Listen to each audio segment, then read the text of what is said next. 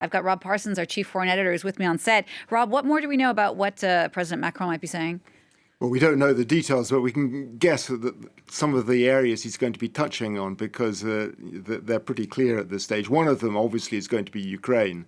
And an interesting thing about Ukraine is that it's allowed the European Union, or forced the European Union, if you like, to concentrate more on defence.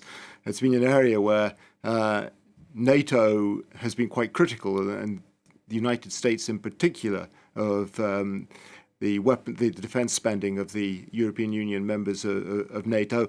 Since the start of the conflict in Ukraine, that started to change, in particular the contribution being made by Germany, where there's been a complete sea change in the approach to defence spending. That in turn has allowed Emmanuel Macron to put more emphasis on his plans for a European Union defence structure apart from that of NATO, complementary to NATO, but apart from it. And I'm sure we're going to hear about that. Another thing I almost certainly expect to hear from him is what France's plans are going forward in Africa, in particular in the Sahel region. We've learned already that Operation Barkhane, which involved some 5,500 French troops at its peak, working in Mali, Niger, Chad, Burkina Faso, has come to an end. So we'll hear a lot more about what he plans to do to replace that. And it looks like it'll be quite a sizable French presence in some of those countries, not Mali, because relations with Mali have hit rock bottom,